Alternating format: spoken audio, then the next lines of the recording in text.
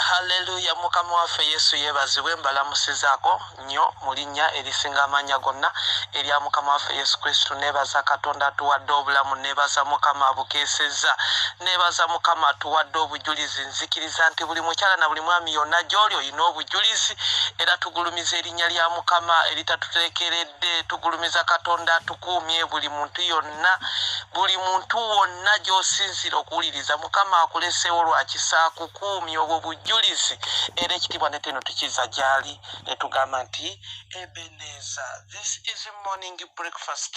Nebaza Katonda olw'amakya malungi, amaziga gabaawo ekiro naye essanyu lijja bukedde. Gano ge makya. Buli muntu abadde alina ekikukaabya, alina ekikusumbuwa, alina lipooti embi, alina ekyo kyolaba mu maaso go nga kifuuse olusozi, kifuuse ekizibu, kyonna tubiteeka mu maaso ga Katonda byebi agenda kubijjawo.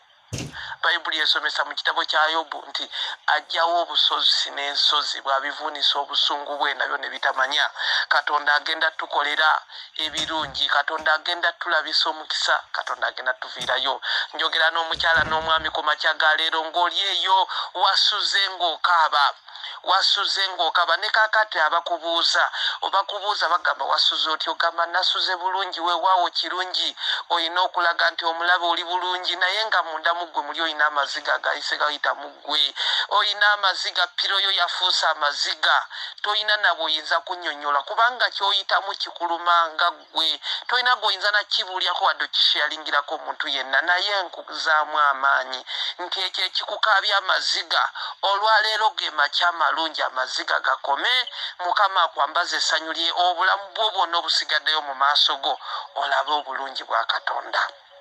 This is morning breakfast. Amakya ga leero zize n'olunyiri luvudde mu kitabo kya Timotheo ekyokubiri. The second Timotheo chapter 1 verse 6. Abalina Oluganda, Bayibuli ey'Oluganda, ekitabo kya Pawulo omutume ekya Timotheo ekyokubiri essuula esooka olunyiriri olw'omukaaga. Ndowooza owulira ebibeera bingi ennyo mu Luganda. Naye twebaza mukama ku lw'olulimi lwaffe ffenna lwe tuwulira ate lwe tuwuliramu emirembe. This is morning breakfast. Olunyiriri lugambye bwe luti nti kyenva nkujjukiza okuseesanga ekirabo kya Katonda ekiri mu ggwe olw'okuteekebwako emikono gyange. Abooluganda Yesu yebazibwe. Nzikiriza nti buli mukyala na mwami ali wano oyina ekirabo kyo kyekwese mu ggwe, ekyo ekirabo nga kya Katonda. Kankuddiremu. Nzikiriza nti olina ekirabo kya Katonda ekyekwese mu ggwe naye nga ggwe tonnaba kukiggyayo. Oluusi okimanyi naye toyagala kwevaayo kukikozesa so that abaana ba Katonda ne Katonda akwenyumirizemu olw'ekirabo kye yakuwa n'abantu be batandika okuwera obujulizi nti oyo Mukama yamuwa asobola okukola bw'ati. Ekyo kye kirabo kyo ekikwekweseemu ggwe oba ekikwekeddwa mu ggwe. Awuliriza mu morning breakfast. Kati wantulabanga Pawulo agamba ani Timotheo nti amujjukizanga era amujjukiza ayongere okuseesa mu kirabo kya Katonda ekiri mu ye okuva lwe yamusa olw'okuteekebwako emikono gye. Pawulo yateekangako abantu emikono, ebirabo bya Katonda ebirimu abo abantu ne bisobola okuviirayo ddala spiritually and physically. Naawe ali wano oyinza oganeze nga tebanteekakako mukono. Awakkiriza Yesu Kristo okubeera omulokozi we. Kati naawe ekirabo kya Katonda kirina okuvaayo mu ggwe mpola mpola ne kirabikira mu ggwe.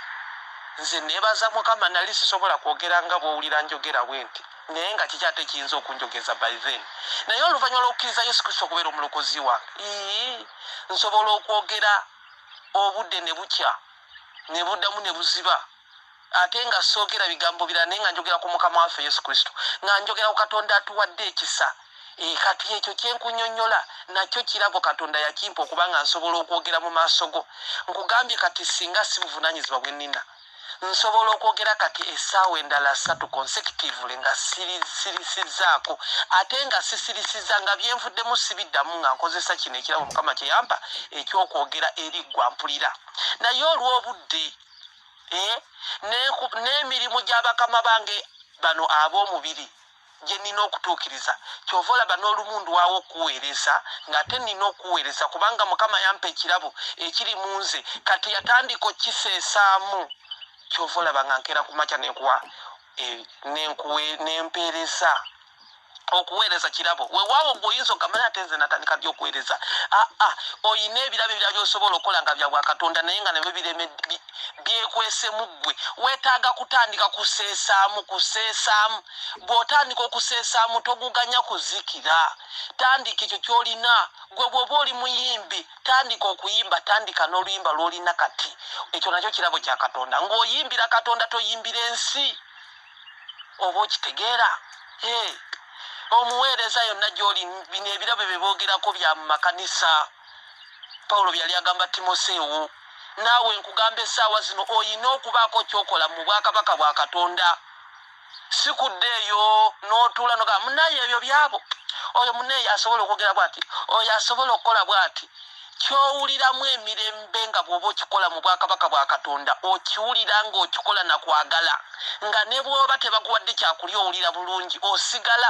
okkiriza nti mukama ompadde ekisa okuba nga nsobola okukola kino mu bwakabaka bwo ekyo kye bayita ekirabo kyo nze nsobola okwogera ne bukya ne buziba ne budamu ne bukya oba okitegeera naye nze ne bw'oŋŋamba nti kati ntandika okuweereza ku makya kano paka olw'eggulo nga sirina kyentadde mu kamwa kulya ne bw'otampa mmere naye nga mpeereza mukama katonda gwe nsinza omulamu ampadde ekisa okubeera nga nsobola okwogera ne ku mawanga gye ndi ekino kyekirabo kyange gwali eyo oyina ekirabo ekikwekweseemu nkwegayiridde totandika kwefeebya totandika gamba naye nze nga sikiraba kati nze naakola ki please ekirabo kyo weekiri weetaaga kutandika kwenoonya oseese mu kirabo kyo ku makya ga leero olyoke obeere ng'osanyusa katonda oyo gwe wakkiriza okubeera omulokozi wo nga n'abantu bayakusimbamu nabo bawulira emirembe mu ggwe mu lw'ekirabo kyo ate nga beeyagalyamu ekyo ekirabo kyo.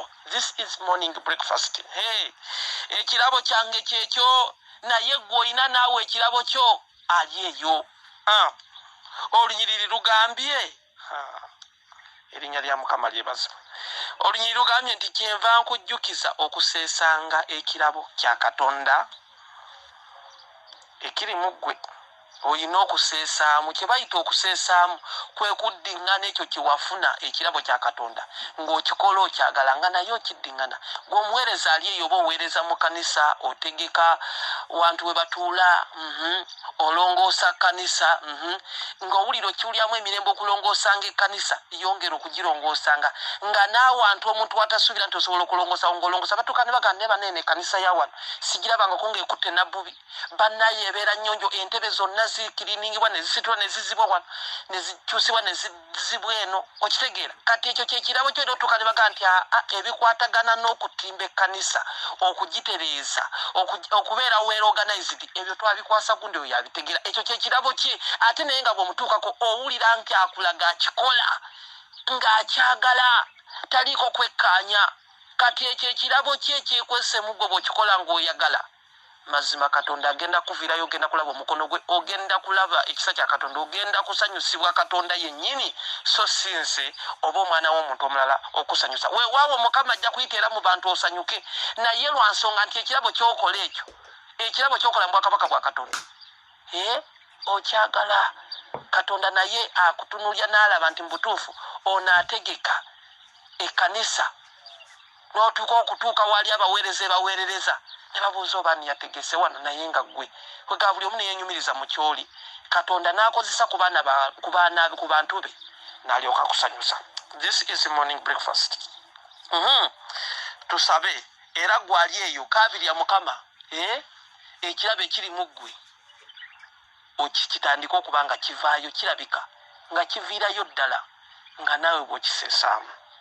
Katonda wa Ibrahim ne Isaka ne Yakobo Katonda nkwebaza olw'amakya amalungi oli mulungi tewenkanika oli wa kitiibwa Mukama osaanidde okusinzibwa osaanidde okutenderezebwa osaanidde gwatuwadde ekisa weebale Mukama weebale abukeeseza weebale ku lw'omukyalo oyo n'omwami weebale ku lw'abawuliriza weebale ku lw'abaweereza abali mu kanisa muno weebale Mukama ku lw'abaweereza abali wano Mukama kyenva nsitula omukono gwange Mukama kyenva nkakkana mu maaso go Mukama nga nkusaba buli kirabo kya buli mukyala na buli mwami ali wano n'oyo awuliriza gwe nsaba naye Mukama okwongera okukisitula okwongera okumuviirayo Mukama okwongera okugyayo ekyo ekirabo kye Katonda ow'ekisa omuwe amaanyi omuwe okwagala eri ekyo ekirabo kye ayongere okukiseesangamu Mukama ayongere okukiseesangamu Mukama Katonda ow'ekisa nkwegayiridde ekirabo kya buli mukyala na buli mwami nga kyekwese mu ye nga tekinnalabika nkowoola amaanyi go n'omukono gwo gw'amaanyi ekirabo kye kiveeyo kirabikireko ddala naye yennyini atandika okwekkiririzaamu nti kino kyekirabo kyange ng'akikola ng'akiseesaamu ng'ayongera okuseesa mu kirabo kye Katonda ow'ekisa omuviireyo alabe obulungi bwo Katonda ow'ekisa omuviireyo alabe omukono gwo abeetaaga ebirabo byabwe okubiteekamu obugabirizi bwa ssente Katonda ow'ekisa nkwegayiridde bagabirire ebirabo byabwe byongerwemu bagabirire ebirabo byabwe biviireyo ddala nga babiseesamu Mukama nga balaba omukisa nga baweereza mu maaso g'olw'ebirabo bye balina bye wabateekamu Katonda ow'ekisa balabisa omukisa obongere obulamu obawe ekisa obayiseewo Mukama babeere bannaggwano bayimirye mu kibiina eky'abantu abangi nga bagulumiza gwe Katonda olw'ekirabo kye wabawa nkwegayiridde Katonda ow'ekisa nange ndi mu maaso go yongera okusitula ekirabo kyange yongera okuyimusa nze Emmanuel olw'ekirabo kye wateeka mu nze n'omukyala n'omwami gwe nsaba naye ng'ali eyo naye nga tannaba kutegeera kirabo kye nkwegayiridde Mukama musisinkane omulage ekirabo kye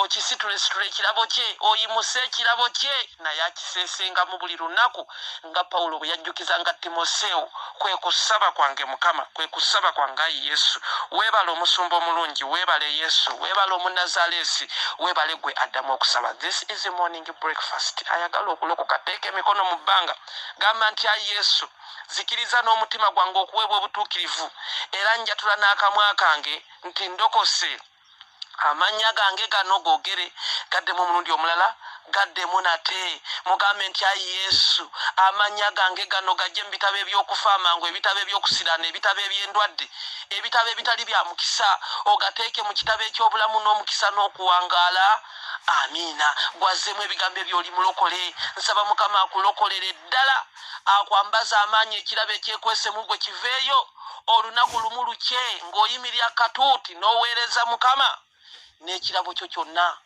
n'okwagalako Mukama abampeera omukisa abanjagalire olunaku olulungi Emmanuel.